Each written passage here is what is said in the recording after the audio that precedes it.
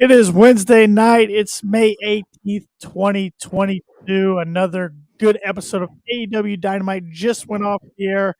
I'm Tanner Lee, along with my returning co-host this week, the KOP Predictions Champion for now, Paul Zartman. Paul, Oh, good to for have you. now. It's going to be forever. Just enjoy that strap this week and next week, and then either myself or Austin Shepard, who joined us last week, filled in for me a couple weeks ago, will be joining us next week on our go home edition, our double or nothing go home edition, I should say, of the podcast.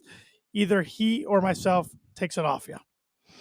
Nah, I'll still be champion. I mean, it's been a busy week for me. That's why I wasn't here last week. I had some stuff with the kids. Had let's see, some press stuff to do, a photo shoot or two to do. Some sanitary stuff to find for Tanner for his eyeballs.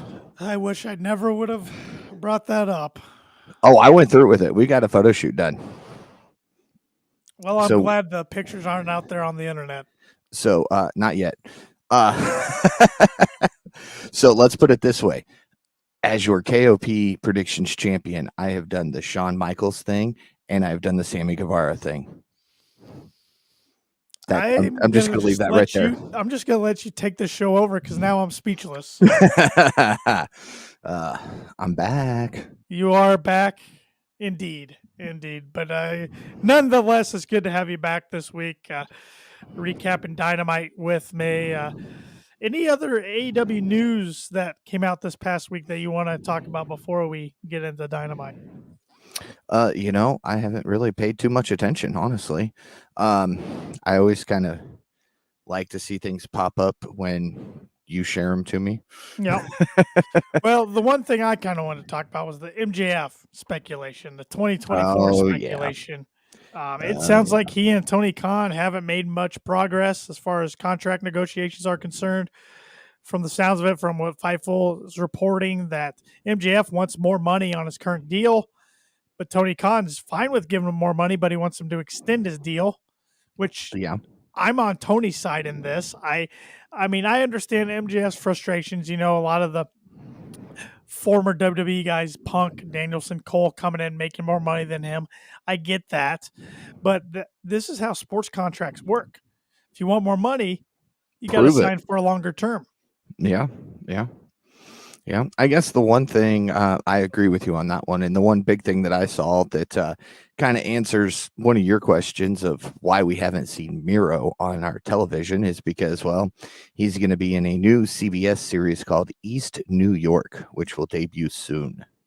Yeah, I was glad you shared that with me. I kind of speculated that he was doing something TV or movie related, but good to know what it is, and hopefully he's returning soon. I was hoping he was going to be the Joker in the men's Owen Hart Invitational tournament tonight, but unfortunately he wasn't.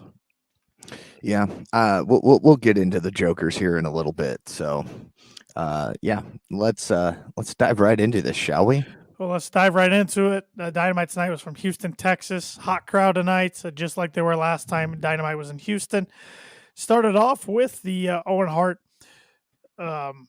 Invitational tournament. We're in the quarterfinals tonight, and we also had a semifinals match, but this was a quarterfinals match.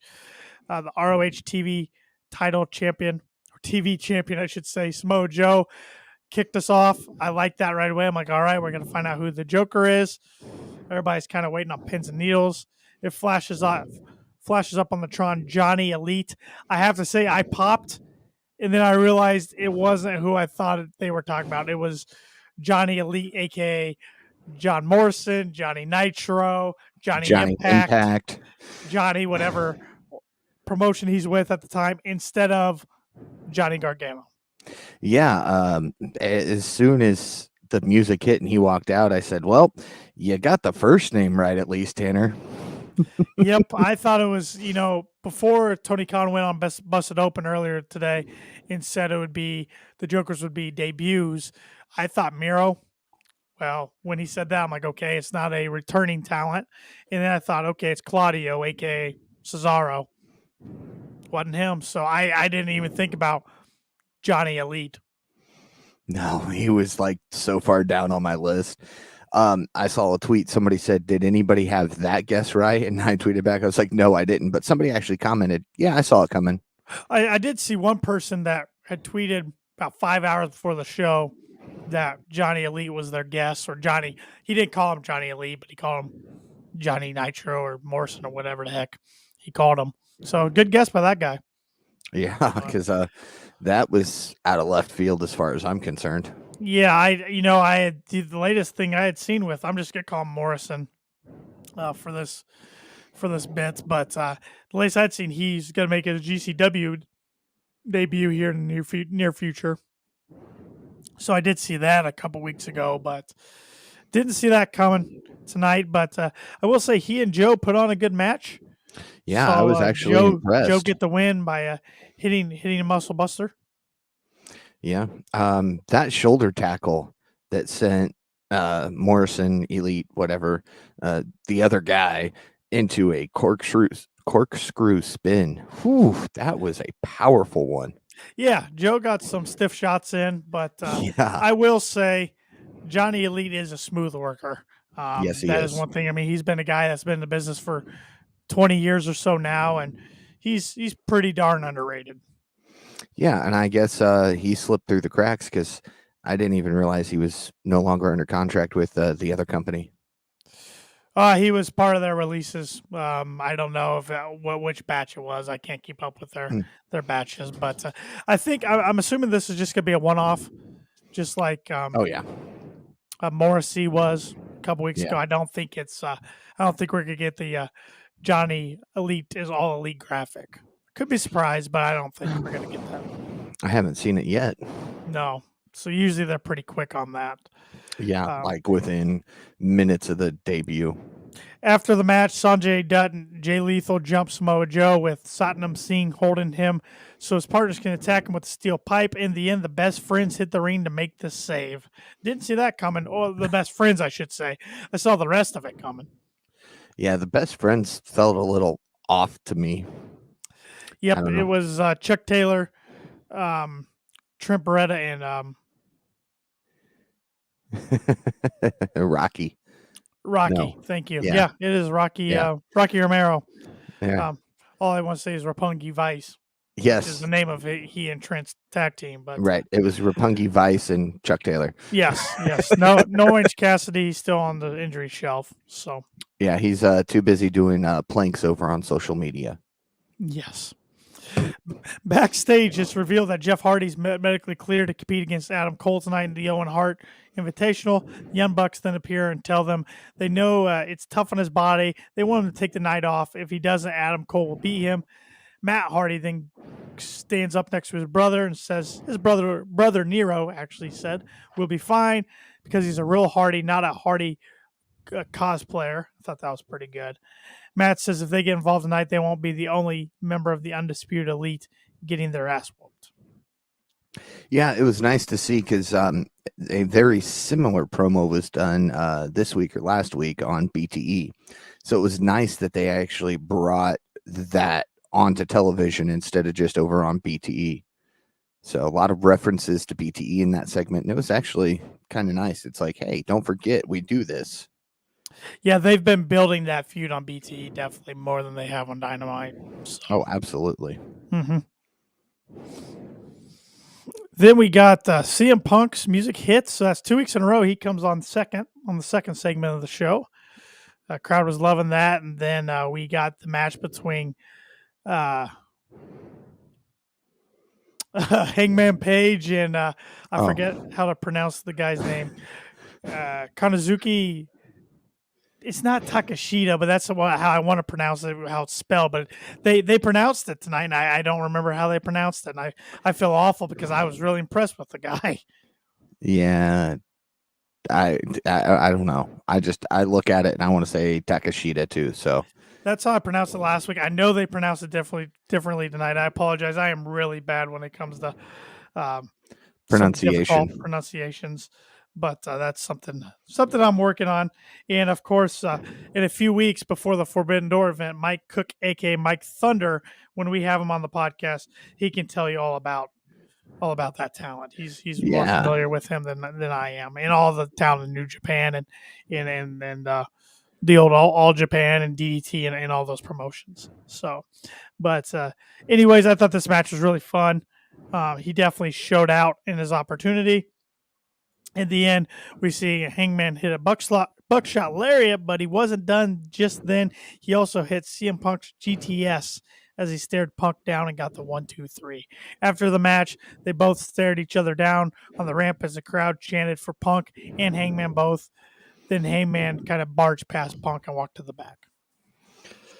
You know, commentary mentioned this. It's like everybody, fans, Hangman, probably even myself, I'll say, expected to see Punk get upset when Hangman hit that GTS, and he didn't even bat an eye. He was like, hey, good job, congratulations. You know, imitation's the best form of flattery.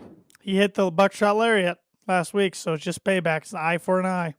Mm-hmm. So what do you think of the build so far for Punk Hangman? Have you been enjoying it? I actually have. It's been short, sweet, and quick. I like it. You know, we're not gonna drag it on for 3-4 months happening right after a pay-per-view. You're stuck dealing with it till the next pay-per-view.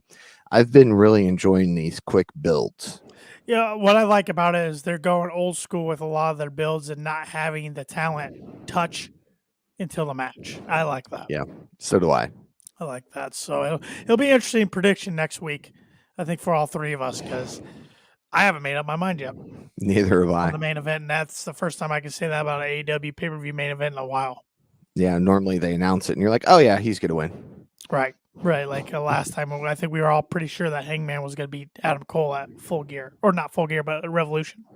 Yes. So, we then got a tag team match between one of my favorite teams. I just like the way these guys gel together. Swerve Strickland and Keith Lee versus the Workhorsemen. JD Drake and Anthony Henry make up the Workhorsemen tonight. We see Swerve and Keith get the win when they hit a combination move. I think they called it the Fall from Glory, I believe, if I'm not mistaken, but I loved it. I think that was one of the coolest combination moves in all of professional wrestling, and they got the 1-2-3. I actually saw on Twitter a picture of that from the last time they did it, and it said, somebody please name this move. I'm pretty sure they call it the Fall from Glory tonight. Somebody in the comments can correct me if I'm wrong, but I think that's what they called it. But either way, I enjoy these two guys a lot. Keith Lee got on the mic, said that victory propelled them to become a top 5 ranked team. But before he can continue, Powerhouse Hobbs and Ricky Starks make their way out. Ricky Starks calls Keith Lee Rex from Toy Story and says they're two selfish jabronis. He says they deserve the title shot since he beat Jungle Boy. Swerve mocks the outfit of Ricky Starks is wearing, calls him a bar of soap with pearls. I thought that was pretty good. Yes. And then Jurassic Express makes their presence, but Christian Cage is on the mic. He says he wishes Ricky was smart enough to know when to shut up. He also mocks Ricky's clothing, says he looks like he's going to play golf with his grandfather. And he says Ricky thinks he is ready for a real championship. But he then says Jurassic Express is the best. They're going to challenge them. Sets up a 3-way for the AEW Tag Team Championships at Double or Nothing. I kind of predicted that with Austin last week. Thought that's the direction they were going. But he also comes up with another idea. He wants Jungle Boy to get his win back against Starks and the man who cost him that match, Swerve Strickland. So we're going to get a triple threat next week on Dynamite. Jungle Boy, Starks, and Swerve. That's going to rule. Yeah. Do you dress like that when you go golfing, Tanner?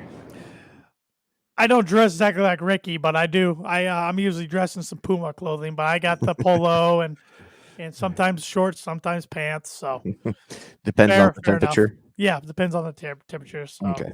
So it was a pretty accurate description then. Yeah, huh? It was pretty good. Pretty good line. My daughter popped for that one. She's like, "Oh, he does look like he's getting ready to play golf." And yeah. So, Ricky was the he was the butt of the jokes tonight. It was pretty good stuff. Yeah. So are we gonna see Christian interfere somehow at Double or Nothing?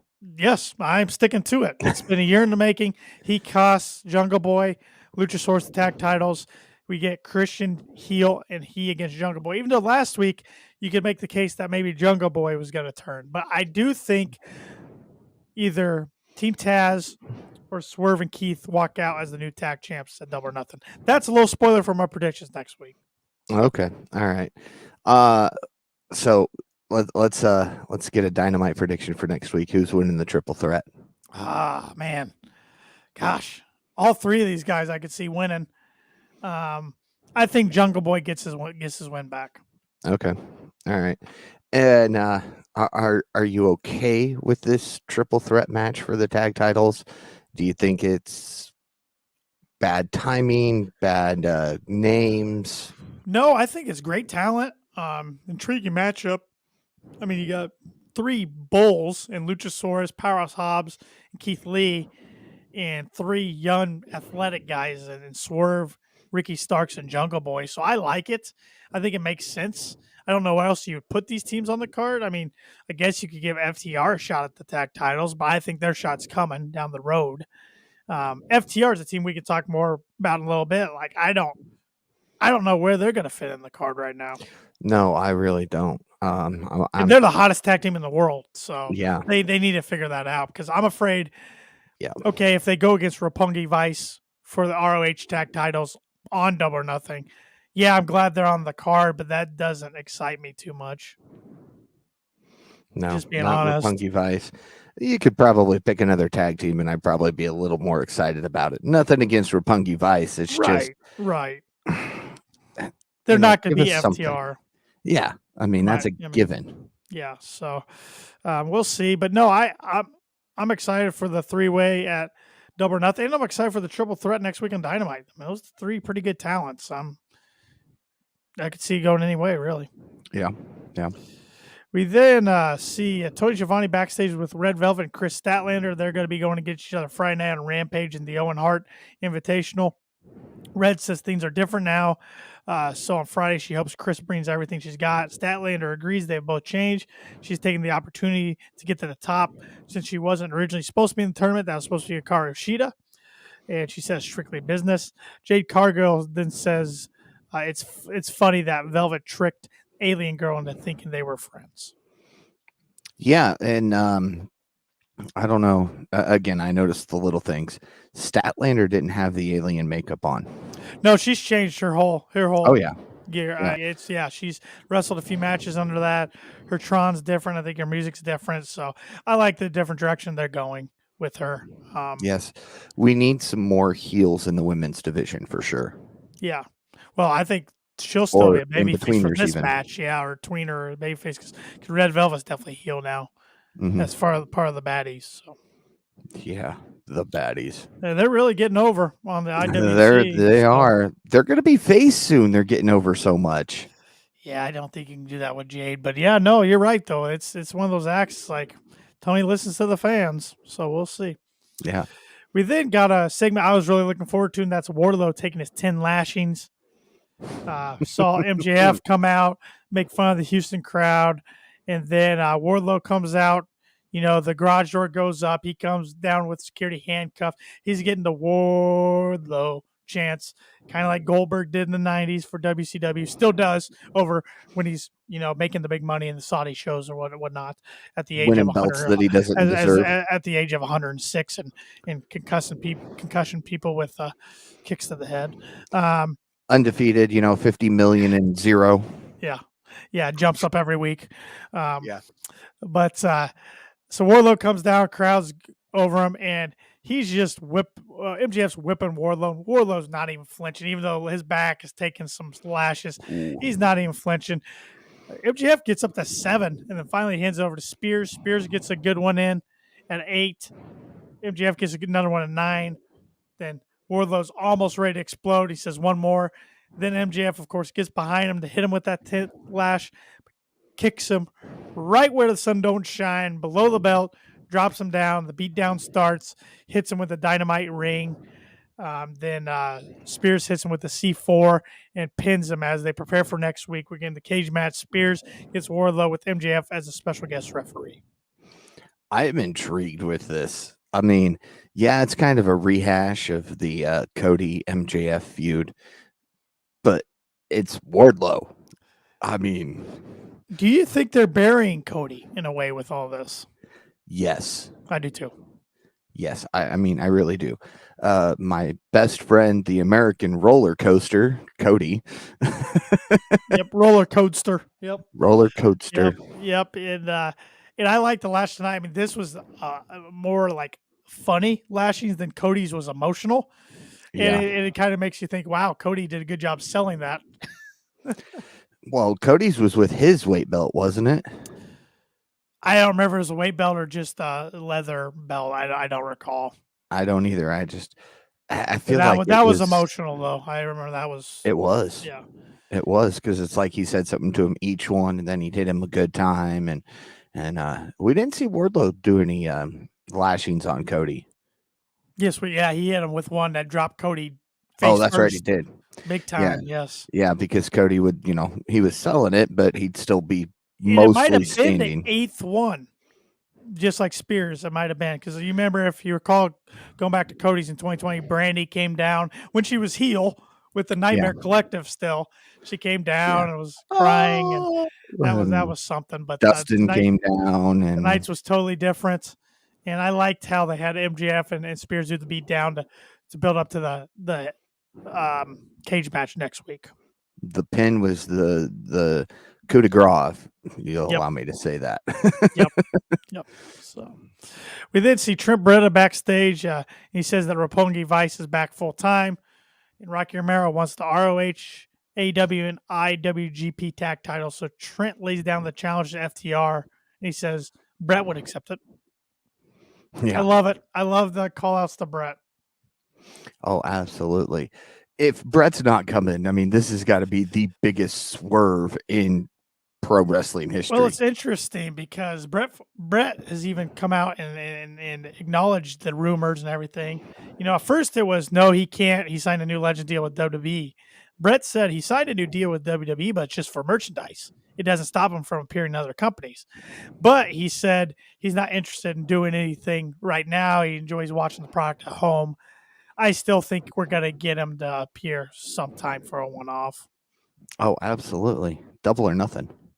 Yeah, I mean it's and next week, speaking of Double Nothing, next week's 3 years to the date to Double or I Nothing for the know. 3-year anniversary. It's unbelievable to think 3 years have passed already. Yeah, it's crazy. We then get the quarterfinals match. The other quarterfinals match, we already know Samoa Joe made it on to the semifinals. Quarterfinals match between Kyle O'Reilly and Ray Phoenix, the Owen Hart Foundation men's tournament quarterfinals. Like I just said, this match was the match of the night, in my opinion, Paul. Oof. I love this match. Yes. Between some stiff chops from Phoenix, some stiff kicks from O'Reilly, some craziness from Phoenix. That guy, he makes Darby and Jeff Hardy look sane at times. Yes. I even text you and Shep and said he's not making it to 40 inside that ring. Yep. I mean, we saw O'Reilly, or we saw it towards the end of the match. Phoenix walked the top rope to hit a hurricane to the floor, but as he dove back into the ring for a cutter, Kyle O'Reilly catches him with a submission, and he's focusing on that bad arm of Ray Phoenix's, or the arm that was injured a few months ago, and he eventually taps out. Yeah. Big win for Kyle O'Reilly, who's going on to face Samoa Joe. Going into this match, I wasn't sure who was going to win. I wasn't either. I mean, I couldn't have picked a clear winner ahead of time. I couldn't have picked a clear winner up until the moment Phoenix tapped out. Yeah, no, it was great. I mean, it was so good. That's like you said, match of the night by far. I mean, so far, this tournament's doing more for Kyle O'Reilly than it is for anybody else. Oh, for sure. So that raises the question, does Kyle win it all? I'm thinking we're going to get him and Cole in the finals, which is very intriguing since they're stablemates. Yeah. But I could also see Joe making the finals. He against Adam Cole would be pretty fun. See, either way, it's going to be fun. It's going to be a fun match regardless. But yeah, I think that Lethal and Gang are going to somehow distract Joe. Kyle O'Reilly's going to get the pin, and it'll be Cole versus Kyle. I'm kind of thinking that way too, but maybe this is the way to get Joe on the pay-per-view is you have him win and go against Cole, and Kyle O'Reilly can slide into a potential another match that we'll talk about later. Yeah. So we'll see. We'll know more next week, but it's fun to speculate. Yeah. And can you remind me, who did Kyle beat in the first round of the tournament? Oh man, you had to ask that, didn't you? I know it was somebody that we were surprised he beat. Oh, it was Jungle Boy. It was Jungle Boy, wasn't it? Was it Jungle I think Boy? it was Jungle Boy. I don't know. I'm gonna go look it up. Yeah, I'm pretty sure it was Jungle Boy, but yeah, go look it up. I'll move on to the next segment, which was the Chris Jericho and William Regal face-off. We see Regal come out first with Danielson, and then Moxley came out with Eddie Kingston and Proud and Powerful, Santana and Ortiz. Then the Jericho Society came out, and right when I was typing my tweet that we talk about this every week on the podcast, but they really need to stop playing Judas in the sing-along. Danny Magic gets on the mic and cuts off the sing-along, which I liked, and Jericho even said these people don't deserve to sing along. I'm thinking, then change your song while you're a heel. Change it. Yes. But there was a lot to unpack in this segment. Jericho says it's good to see Regal, as he thought he'd be dead by now. And Regal was on Jericho's podcast not too long ago and talked about a lot of his struggles, which that was kind of hitting home here. Yes, it was. Jericho says Regal could have been one of the greatest, and he should have been a world champion, but instead he ended up as a world-class addict. He points out that William has been fired everywhere he's been until he got here via his proteges. Chris says Santana and Ortiz are too stupid to know that everything they have is down to him. Chris once again tells Eddie that if his girl needs any help, she can give him a call. The attention turns to Bryan Danielson, who Chris calls a nerd. And if he sticks with the group long enough, William Regal will shove whiskey down his throat until he has to join the program with Moxley. That was a dagger. That one opened my eyes a little bit. Jericho then advises Regal to go home, and if he doesn't, he will throw a fireball in his face because he's a wizard. Or maybe he will piss in his tea again. Big O from the crowd there. Regal says he's had to listen to Chris's whiny voice ever since he met Jericho back in 1997. He says Jericho hit a few home truths there, but one thing that's kept him going, which is that every time he was on a show with Chris, he had to go to Jericho's bag, get his toothbrush, and stick it up his butt. Daniel Garcia then says that's disgusting, but Regal says he did it to him last week. Jericho says they absolutely want to fight, and at Double or Nothing, they challenged them to a stadium. But Mox says, no, we're not doing that. Stadium Stampede was a different time and place, which I agree. I loved both those matches in 2020 and 2021, but that reminds me of the pandemic era. Don't want to see those again. Or if they do a variation, do it a long time from now. Yes, and live. So Moxley says this time it should be done live and in living color. So I'm starting to think, we're going to get blood and guts. We're going to get blood and guts. They're going to have Regal announce blood and guts like he did War Games. But Moxley said it'll be their five against the other five, gang Warfare, gang rules, madness until they all are bleeding like stuffed pigs. Moxley says the sport they love versus a bunch of stupid bullshit like that. Jericho says they're a well-oiled machine, yet they have issues. He points out the issues, the problems that people in their group have against each other.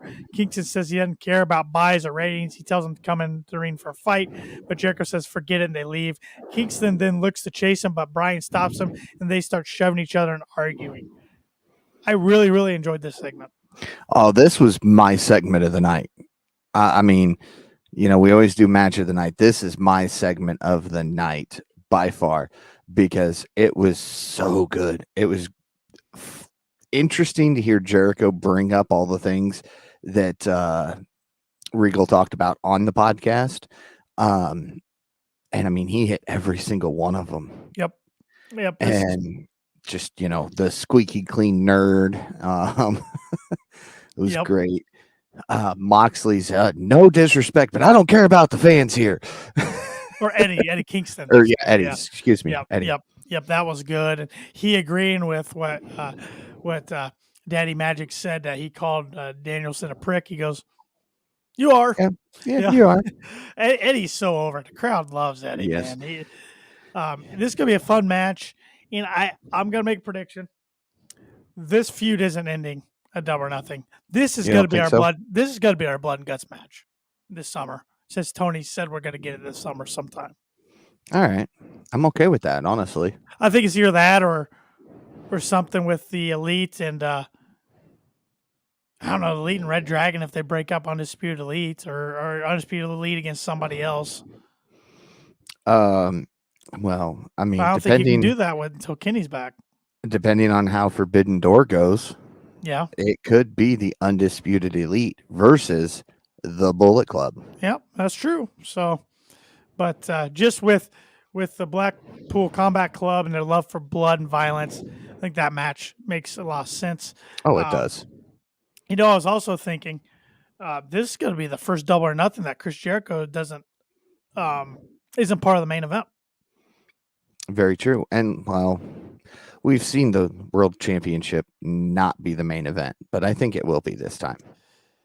Oh yeah, they've been saying it's the main event. So, well, I mean, they said it was the main event before, and then it was like fourth on the card. Yeah, it's Punk against Hangman. It's got to be the main event. Oh, absolutely, So, absolutely. Then backstage, we got Dante Martin and Matt Sydal talking about how the Blackpool Combat Club doesn't need to wait for a fight; they'll give it to them on Friday. I like Dante Martin. Matt Sydal doesn't do much for me. I'm sorry. I don't care about this match. No, not excited about it at all. It's another 5:30 Rampage, so I'll be taping it and watching it.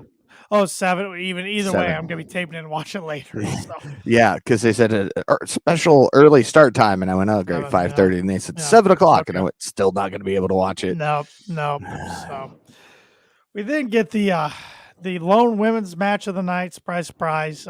When I saw the time, I'm like, this match isn't gonna get a lot of run. Britt Baker, Dr. Britt Baker, DMD versus the Joker, who ended up being Maki Ito. A returning Maki Ito, so not really a debut like Tony said on Busted Open. Yeah, and I mean, Tony's got to remember that match. I mean, they brought it up during the match. Oh, it's Britt's former tag partner. Here's a shot from Revolution where they tagged together and flipped everybody off. And I was a little disappointed. I got I know she's very over with the crowd, and it's not like she's not talented or anything, but I was thinking Athena. I was thinking maybe Candice LeRae, Tyra Valkyrie, Johnny Elite's wife. Yeah. But Makito. I even went with a long shot that I knew wasn't really going to happen because she's technically under contract other places, and that was AJ. Yep. So pictures started circulating. Well, a picture started circulating of her physique in the year 2022, like it was a big deal, and so it kind of got the gears going. It's like maybe, and then the skulls came up, and I went, all right, and then she started singing. I said, nope. Right when I saw the skulls come up, I knew who it was. I remember her Tron. I didn't remember her Tron. I didn't pay enough attention to it when it came on. So it's I was a little disappointed, but I mean, the result of the match was never in doubt. We saw Britt Baker get the win via the lockjaw. After the match, Toni Storm made her way out because and they had a stare down because they're going to face next week in the semifinals. Now, had Hayter won that match against Toni Storm, I would have questioned Baker winning. Yeah, I agree. But once Tony won it, I knew it was going to be Baker Storm. That was that. I think it's got to be Britt against Ruby again in the finals. I hope not. Because I like Ruby. Don't get me wrong. I don't see Statlander or Red Velvet going over Ruby. No, I don't. But I mean, I don't know. That's why I was kind of excited when it was originally supposed to be Sheeta, but we know how that turned out. Right. Right. But I don't know. Yep. I'm not ready for Ruby Britt 2, 3, 4, 5, 6, whatever we're on now. They got the big one at Grand Slam. And now, see, here's the thing. If it comes down to Ruby Britt, Ruby's got to pick the win up this time. Yeah, you would think. Yeah. I mean, if she doesn't, then we need to go into a storyline where she questions if she can get the big win. And it's interesting you're bringing that up, too, because this made a light bulb go in my head. Kyle O'Reilly is the only Canadian on the men's side in this bracket. Yeah. Yeah. Just a thought there. So We did see Shivani's in the ring again as he promotes next week's 3-year anniversary show. Serena Deeb then appears and says she is sick of hearing him talk. She heard what he said, that she couldn't beat Thunder Rosa, and that makes him an idiot. Deeb then says Dustin Rose also had a lot to say last week. She calls him out as well. She said, of course, the crowd would cheer the poster boy of failure since they root for failed sports teams. She claims that he's just as much of an idiot as Tony. She respected Dusty. She says he knows all the dues and that she had to pay, and how hard it was for her to be a woman in that era. She put breast implants to her body to satisfy old perverts. She shaved her head and got no respect. So she wants to know why he said she can't beat Thunder Rosa. Dustin doesn't have much to say at all. Deeb then claims he doesn't have the balls to answer her, and when she beats Rosa, Dustin will respect her, and she slaps her across the face. That brings Thunder Rosa down, but Dustin stops her. She accidentally elbows Dustin in the face, and then Deeb nails Thunder with the championship belt and takes it for herself. Yeah. Interesting segment. I liked the accidental elbow to Dustin to distract Thunder Rosa. Otherwise, she wasn't coming. She was going to be on top in that segment. I did think Deeb's mic work got better. It was better as the this segment week. went on. Yeah. And at first, the segment started, I'm like, oh, this is bad again. But it got a little better. I still don't like the build for this feud, though. No. I haven't enjoyed Thunder Rosa's title reign. I don't think they're doing a very good job with it at all. Unfortunately, I agree with you on that. I figured, we were going to get Thunder Rosa. It was going to be this huge, spectacular thing. She's champion other places. Of course, she's dropped at most other places now to focus solely on AEW, yet they're still not doing anything with her. What's it going to take, Paul, to turn this women's division around to where it's consistent every week? They got the talent. I don't know, because I found out something very interesting. Kenny is backstage. Yes, he's back now. So back as his producer role or his EVP role. EVP role. So he is kind of in control of the women's division again. Oh. Hopefully, this is the last of the non-Kenny Omega stuff, and hopefully Kenny can really start to turn it around like it was going to begin with. Yeah, it's because even Britt's title run, it started off great, but then the last few months of it really was watered down. Well, and again, it was about the time Kenny Omega stepped down from doing what he was doing to focus on his recovery. It's true. So hopefully Kenny can bring it back. And I mean, nothing against TK for running it the way he's running it. He's done a good job. But I really hope Kenny can bring it back in, reel it back in, maybe get us 2 women's matches a night, something. I mean, at least we do get 2 a week on national television with Rampage and Dynamite, but there's room for more. Oh, absolutely. They do get segments. They get the backstage interviews or in-ring interviews. They get more like backstage interviews than anybody else. Yeah, but they could put that match in place of another men's match. So, all right, let me ask you this then. We've got Rampage. It's a 1 hour quick hit, 3-4 matches max. What if they did that with the women's division? Just a show that was strictly dedicated to the women's division. I like it, Paul, but I'm afraid they'd put it on YouTube. Well, yeah. I don't think they would think it would get enough viewers on TV. And I mean, I think with the women's division, the names alone would get viewers. Yeah. Not to mention, we know what most wrestling fans that are guys tune into women's matches for. Yeah. And I hope they don't add another hour to Rampage or another hour to Dynamite. I don't want a 3-hour Dynamite, and I don't even want a 2-hour Rampage. No. Nope. I mean, drop Dark or Elevation and bring another one to television. Focus on the women's division. Yeah. A lot of things they could do, so we'll see. Or even if they do, put it on HBO Max. If they get that HBO Max streaming deal, put it on there. Well, it's going to be interesting, too, because if and when ROH eventually gets TV, they got a women's division, too. Yeah. I mean, I don't know. That's why Tony Khan's, I was going to say making the big bucks, but has the big bucks, and it's his job to figure it out. We're just fans. We're just fans, and we'll watch and talk about it. Yeah. We then get our main event of the night, which they kept showing the graphic all night, saying up next.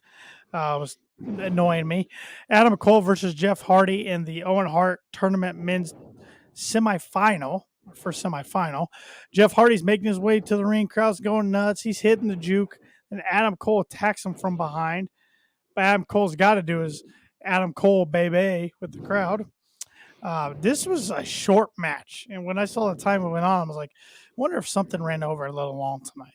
Yeah, I looked down and I was like, wait, it's 9:52. Towards the end of the match, we see Adam Cole connect with a super kick in midair.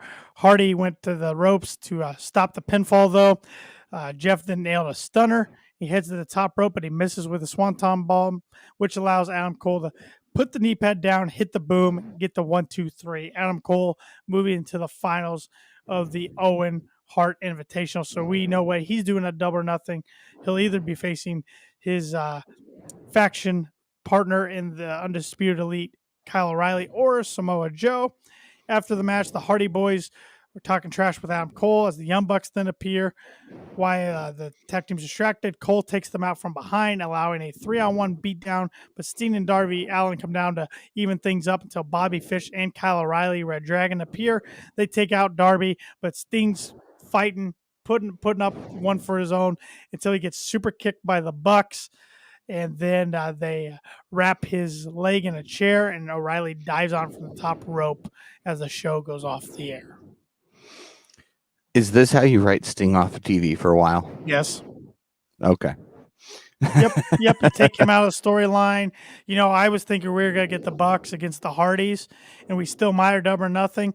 But the way the show went off the air tonight, I'm thinking, okay, so now we're going to get the Hardys and Darby versus probably the Bucks and Bobby Fish. Yep. Because assuming O'Reilly and Cole are against each other in the finals. Yep. It's the only way it makes sense at this point. Unless Joe wins and for whatever reason they take Fish out or something and O'Reilly's the third man. Because O'Reilly's the bigger star than Bobby Fish, in my opinion. Yeah. So O'Reilly's over. Yeah, and I mean, that's all there is to it. The man's over. And speaking of that group, Adam Cole came out publicly and was talking about Roderick Strong, who wants his release from the WWE, but of course they're not granting it. Well, yeah, he said he doesn't know what Roderick's future holds, but he's always got a place. He's got a home in AEW if he wants to come. So I think we're gonna get the whole former Undisputed Era in AEW eventually. And that's, I think, what's going to start the feud between the formerly Undisputed Era versus the Elite. Yeah, well, and when Kenny comes back, it's all going to get messy. It's going to be great to watch. Oh, yeah, because Adam Cole's taking Kenny's spot as the quote-unquote leader. Yeah, and he's taking care of the Bucks, remember? So, yeah. So it's fascinating. Tons of different directions they could go with that storyline. So. And is Kenny going to try to poison Adam Cole again? On BT, probably, yeah. Probably. They need to do something. That they show's do. A little watered down compared to what it used to be. At least it's not the Sammy Ty show. I've stopped watching the last few weeks. I watched this week because Q was on there from Impractical Jokers. Yeah. That's what pulled me in for this week. I didn't watch last week's at all. And Ethan Page is done with his weekly vlogs. So yeah, I know. Still got the Danhausen show. Yes. And no Danhausen or Hook tonight. No. But one little thing I forgot to mention was we did see Fuego in his new tag team with him, 10, and Evil Uno. They're going to take on the House of Black Friday. Why the hell is the House of Black still in the storyline? They are doing nothing with the House of Black. I feel like ever since Malachi Black his feud with Cody Rhodes ended, he's just been on a direction nobody knows where it's going. And they're just throwing stuff out there to give him stuff to do. And it's driving me nuts. It is driving me nuts. These guys should be in a main thing on Dynamite, not feuding with Fuego. Nothing against Fuego, but I know. I don't know. I mean, it's not as bad as the AOH. or AFO or whatever the heck Andrade's team's the called. Hardy. I mean, they've really screwed that up. Andrade Office family Whatever office. it is anymore, but I they've don't really know. screwed that up. But the House of Black thing's starting to infuriate me. I think we're gonna see some wrapping up as we head into Vegas and leave Vegas. Because I thought the House of Black was feuding with the Death Triangle. And then they got the thing with the Pillmans. Yeah, they are. Varsity Blondes. Well, I like to call them the Pillmans. Why are they feuding with so many damn people, Paul? Help me out. They feud with everybody. One feud for every person of the House of Black. Oh, it's a little chaotic right now. Oh, Black's got Fuego. Why? He kicked his head off. That should have ended the feud. Brody's got the Death Triangle, and oh god, now I'm blanking. Buddy has the blondes. The Pillmans. I'm calling them the Pillmans. Yeah, so see, there you go. And Julia Hart. Feud for each. She's intertwined there too. Too much going on. I don't think they can figure out what to do with them. I think that's part of the problem right now. Sit down and get it figured out. I think they're trying to show them as this dominant trio, and maybe they're going to be the first trios tag team champions. Yeah. Maybe that's why we're seeing all this chaos with them taking on every trio at once. Could be. If that's the case, so be it. But I don't know. It's going to be interesting to see what that final card for Double or Nothing looks like, because it could be like 100 matches. Oh, don't say that. Not 100, but it's going to be quite a few. Yes. So, we were talking about no Hook and no Danhausen. Have you seen the Hookhausen shirts yet? Hate it. Which one, the Hookhausen or the Send Hookhausen? No, the one that came out today. Did they come out two of them? There's two of them. There's one that's just Hookhausen, and it's Hook in the white, and then the Hausen's in like a faded red. And then there's Send Hookhausen, which has the faces of both of them.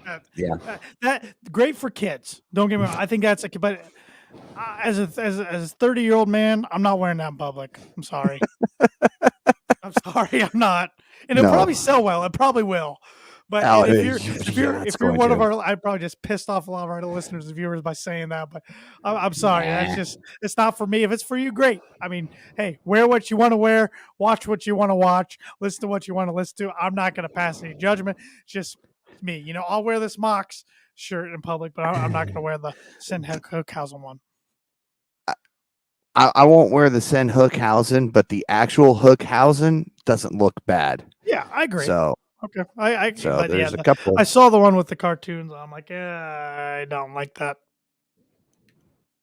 Yeah, no, not a big fan of it. Not a big fan of it. What I know we both have too many AEW shirts as is, but guessing eventually you're gonna get another one. Who are you looking to get next? Oh, I was just sitting here actually on Shop at AEW, and that's you got some good stuff on there.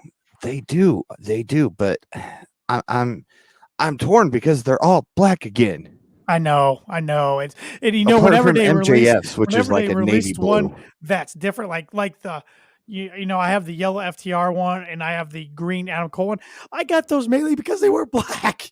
Yeah, I mean, yeah. I don't know. It's hard to decide because there are so many that I want.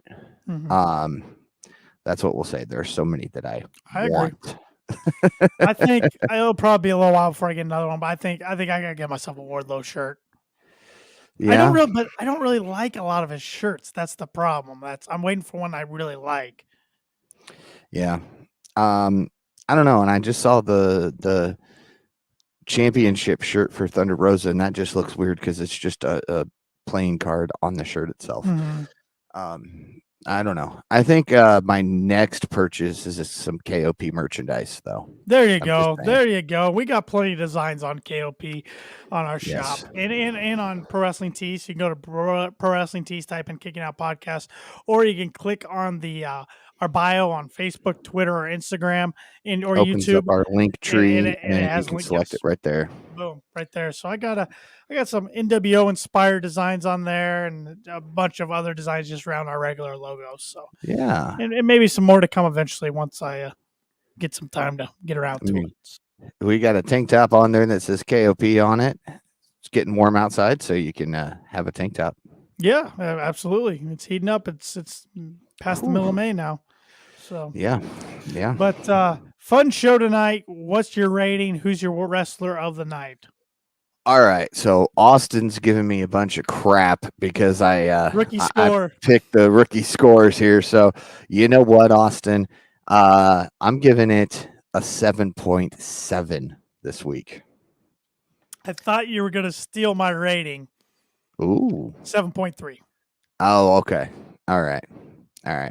Now there was a lot of good things. Yes, there some was. great segments, but then there were just the main event felt rushed. It did. The up next, even commentary said up next. That bugs me. Yeah. They said Wardlow takes his lashings up next, and then we're in a tag match, and I'm like, quit saying up next if it's not. I don't believe. No, I didn't even know it was on. It did. It passed by me. So. Yeah. So, just there were some downfalls to this week's episode. Well, and I know they can't bring in the top names all the time for surprises, but the jokers were a little underwhelming to me, and I at least Johnny Elite was a debut, but Makita was not a debut, and that kind of disappointed me because then TK kind of played everybody on Busted Open today. What else is new? It's good for TK's him. good at that. Good for him. So he's really good at playing us all. Yeah. So, wrestler of the night, Tanner. I've went with this guy before, but I gotta go with Kyle O'Reilly. All right. I mean, I know you won't agree with me. I do. That's the problem. So I'm gonna have to pick somebody else here. You know what? I'll go Adam Cole. Fair. So picks up, moves on, beats Jeff Hardy, did something Darby couldn't do. Yeah. Oh, and by the way, you were right. Kyle O'Reilly did beat Jungle Boy to get into the tournament. I'm glad my memory served me correctly for once. I thought so too, but it was just that. Was it though? In the other first round, saw Bobby Fish lose to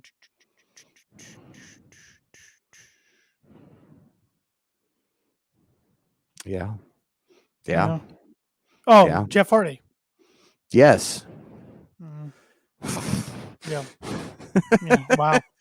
I think as we do so many of these that we try to keep track of everything, and sometimes it fails us. Oh, more times than not. Yes.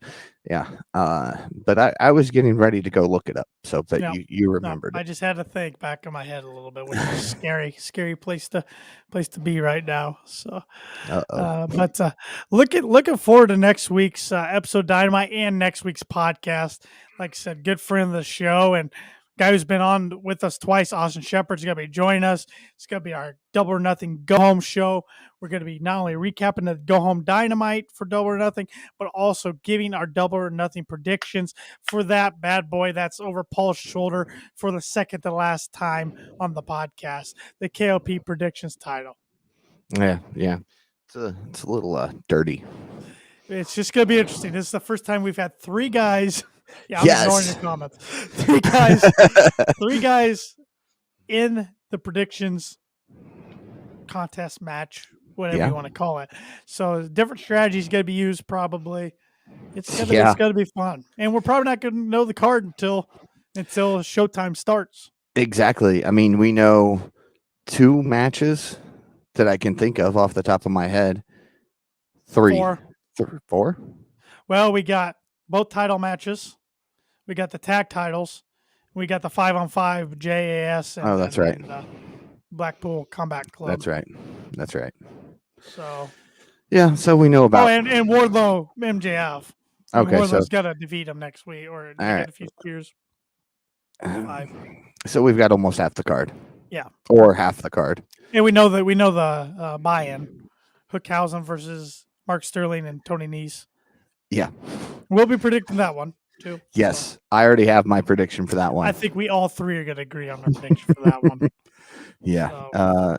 And I heard Austin say something about how many prediction points could I give it? Because I've given it all to him. I think we're all going to give them all to that one. So we shall see. Oh, and also we're going to get the 2 Owen finals. Yeah. So yeah, the card's pretty full. It's set up. In set, a sense. But not set. Yeah.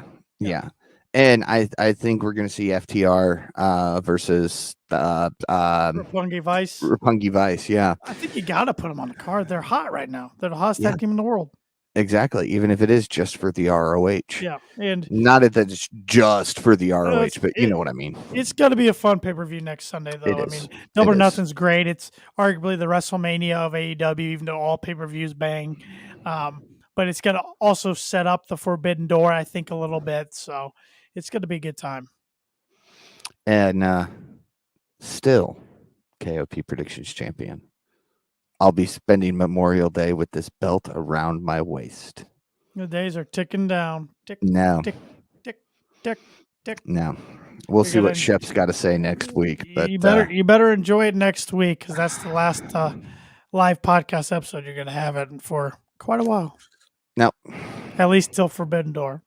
Yes, because I did hear that Austin's on board with us. If he somehow miraculously pulls out a victory, he's going to defend it at Forbidden Door. Yep. Not that he's going to win, but I'm looking forward to it. It's going to be a fun show next week. In the words of John Cena, the champ is here. Oh, Lord. On that note, wrap us up, Paul. All right. And with that, be sure to follow the Kicking Out Podcast on all social media, and be sure to give us a like wherever you listen to your podcast. And if it happens to be Apple Podcast, give us that 5-star rating. Be like Uncle Dave and give us 5 stars. Not that he gives 5 stars very often, but you know what I'm saying. Yeah. And be sure to follow Tanner Lee on all social media at TannerLee92. Let's see if he can remember where I'm at this week. And be sure to follow me at Paul Zartman 921. I don't know. I can't point. There you go. See, it's easier for you to do. I can't get over your screen. Yeah, it's just always funny trying to watch you do that. Point back there. Yeah, you got to move. I can't even get it right when it's behind me. I can't even get it right when it's behind me. And be sure to follow Kicking Out Podcast once again at Kicking Out Pod on all social media. Swing by our merch stores, buy yourself some merch. Stay cool this summer with a Kicking Out Podcast tank top. That's all I've got. So for Tanner Lee, I'm Paul Zartman. Join us again next week as we kick out yet another podcast.